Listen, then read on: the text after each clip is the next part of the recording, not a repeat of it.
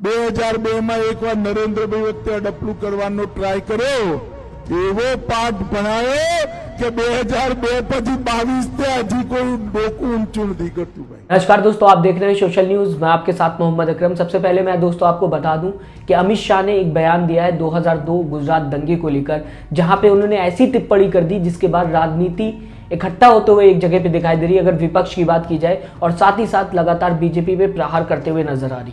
मैं खुद जब 2002 की बात सुनता हूं तो हैरान हो जाता हूं।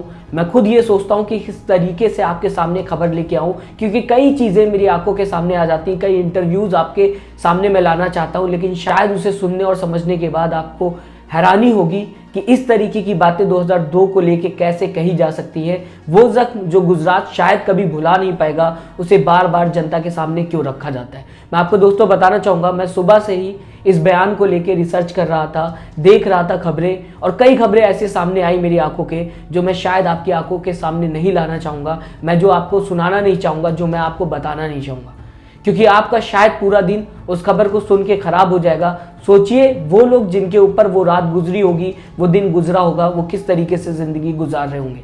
मैं आपको दोस्तों बताना चाहूँगा, इससे पहले भी मैंने बीबीसी की एक खबर आपके सामने साझा की थी, जहाँ पे मैंने आपको बताया था जिन लोगों के ऊपर गुजरात दंगा 2002 की अगर मैं बात करूँ, वो दिन गुजरा, वो आज भी भूल नहीं पाए, आज भी वो चैन से सो नहीं पाए। ऐसे में अमित शाह ने बयान दिया है, जहां पे उन्होंने झलोदा में जनसभा को संबोधित करते हुए कहा कि बीजेपी ने सांप्रदायिक दंगे करने वालों को ऐसा सबक सिखाया है कि आज तक दंगाई अपना सिर नहीं उठा पाए।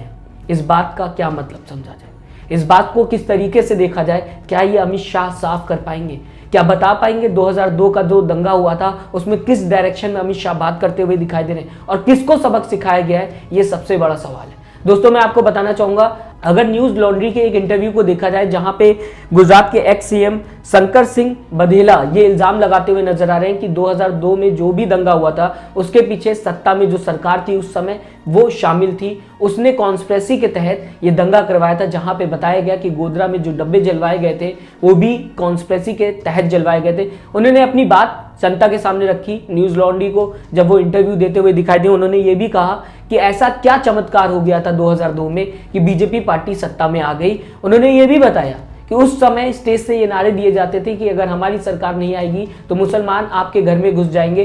कई ऐसी बातें कहते हुए नजर आए।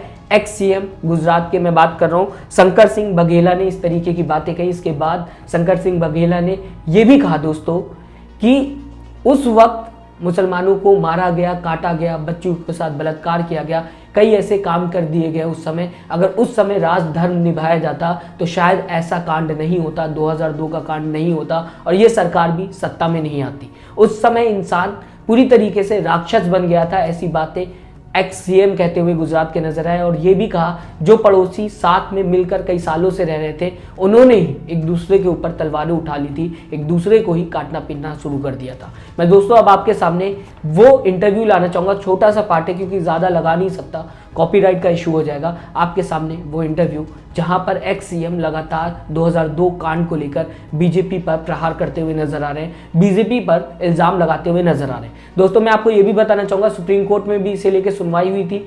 सुप्रीम कोर्ट के भी बयान पे जब बात की गई तो उन्होंने कहा कि मैं शायद इस बात से इनकार करता हूं कि सुप्रीम कोर्ट ने जो कहा वो सही कहा। सुप्रीम कोर्ट की बात को भी वो नकारते हुए नजर आए। आपकी स्क्रीन के सामने छोटा सा इंटरव्यू, उसके बाद मैं आपको दिखाऊंगा वो लोग जिनके ऊपर उस रात कहर गुजरा वो किस तरीके से एक इंटरव्यू में अपनी आप बीती बताते हुए नजर आए।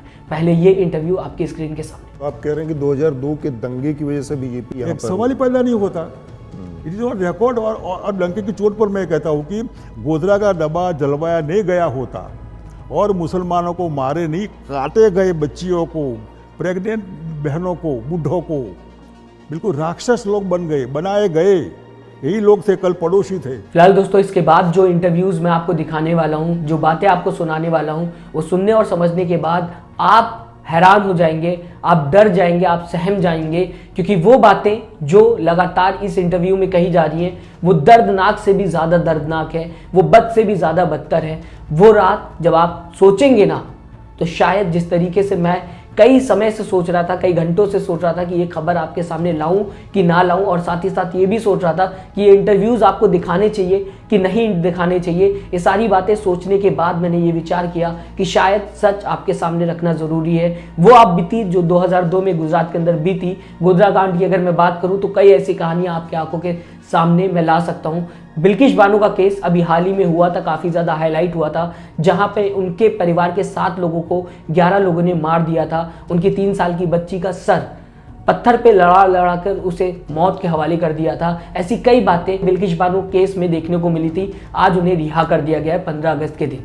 इसके बाद में दोस्तों आपको बताना चाहूँगा शकीला बहन जो बताई जा रही है, इनका इंटरव्यू बीबीसी में भी आ चुका है। इनको लेकर बीबीसी ने भी कई ऐसी बातें सामने रखी है जनता के। इन्होंने IBN 7 से बात करते हुए कई ऐसी बातें कही। इन्होंने बताया कि इनके परिवार को किस तरीके से मार दिया गया था, जो कि बताया जा रहा है नरोदा पटिया में दंगा हुआ था, उस समय की ये बात कहते हुए नजर आ रही। सुनिएगा, समझिएगा, बताइएगा क्या सच में इस समय गृह मंत्री अमित शाह जो बयान दे रहे हैं वो सही है? क्या उस दर्द को उभारना सही है? क्या इस तरीके की बातें करना सही है? जो 2002 का केस आज तक गुजरात भूल नहीं पाया, जो 2002 का केस शायद पूरा देश भूल नहीं पाया, जिसे सुनने और समझने के बाद ऐसा लगता है कि इससे ज़्यादा दर्दनाक कुछ और नहीं हो सकता, उस पे इस तरीके की राजनीति करना जबकि गुजरात में इलेक्शन चल रहा है, क्या सही है? और किसको टारगेट किया जा रहा है, ये भी बहुत बड़ा सवाल है। किसको सबक सिखाया गया, ये भी बहुत बड़ा सवाल है। ये बातें अभी क्लियर नहीं हो पाई, लगातार विपक्ष सवाल उठाता हुआ दिखाई दे रहा है। लेकिन मैं इस बीच वो इंटरव्यू आपके सामने लाना चाहूँगा जिसे शकीला बानो ने खुद IBN 7 को दिया है, जिसमें वो आप बीती 2002 की बताते हुए नजर आ। मेरा भतीजा 3 महीने का था, उसको जिंदा आग में हमारे आंखों के सामने फेंका गया। और मेरा भाई था, तलवार से उसकी गर्दन हमारी नजरों के सामने काट दी गई। हम बहुत रोए, चिल्लाए, बहुत हमने तो करेगा हमारे परिवार को जाने दो, हमको माफ कर दो, हमने गुनाह कोई नहीं किया, जिसने गुनाह किया उसको तुम मारो। ऐसा सर काट के हमारे कदमों के आगे पड़ा था मेरे भाई का। 2 ही भाई थे हमारे। 3 महीने का जो लड़का था वो बोले तेरे बच्चों को भी हम देख तेरा क्या हाल कर दे। 3 महीने के बच्चे को गोद में से छीन के ऐसी आग लग रही थी, वो आग में उसको डाल दी। तो हमारा पूरा परिवार, एक भाई बच गया था, उसको लग गई तलवार मारे उसको सर में, पूरा जल गया हुआ था। फिर उसको वाड़ी वाले BS में उसको दाखिल करे, उसका इलाज करा, फिर उसको 3 दिन जी के बड़ा वाला भाई भी मेरा मर गया। फिर मेरा भतीजा बच गया, यानी 2 बच्चे बच गए अक्खे परिवार में। जिसका माँ चला गया, जिसका बाप चला गया, आज मेरे भाई के बच्चे 2 यतीम हो गए। ना माँ है ना बाप है। दुनिया में सब कुछ मिलेगा लेकिन माँ बाप कभी नहीं मिलेंगे।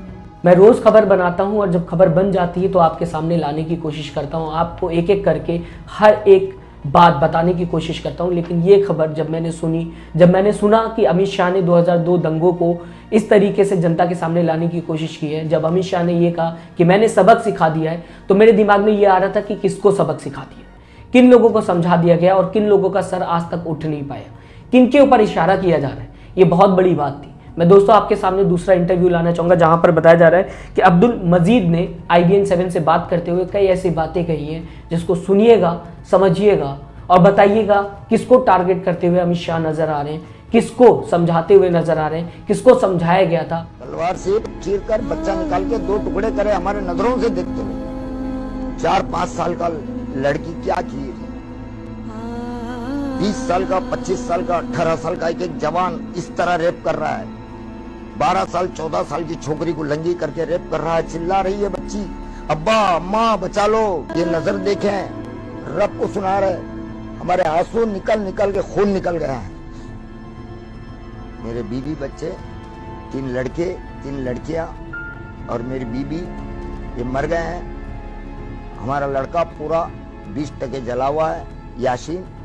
और इस हालत में हम बहुत गम आता है। मैंने एक एक करके कई बातें आपके सामने रखी हैं। मैं नहीं बताना चाहूँगा कि अमित शाह ने किस डायरेक्शन में बात की है। मैं नहीं कहना चाहूँगा कि अमित शाह किसको टारगेट करते हुए दिखाई दे रहे हैं। अमित शाह ने कहा किसको है कि मैंने सबक सिखा दिया, सरकार ने सबक सिखा दिया, वो आपके हाथ में मैं छोड़ता हूँ।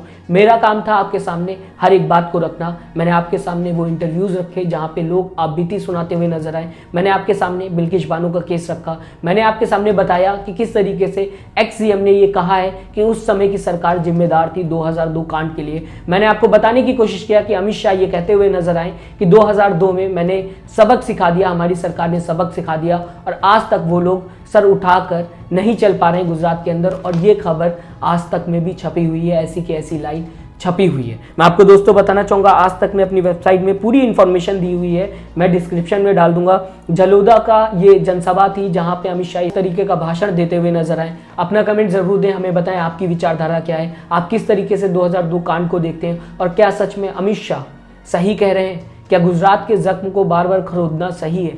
अपनी राय जरूर दे दोस्तों, हमें बताएं आपकी राय क्या है। और अभी तक अगर आपने हमारे चैनल को सब्सक्राइब नहीं किया तो जरूर सब्सक्राइब करिएगा लेटेस्ट न्यूज़ के लिए। अपना ख्याल रखिएगा, नमस्कार। चैनल को लाइक शेयर एंड सब्सक्राइब करें और बेल आइकन दबाना ना भूलें।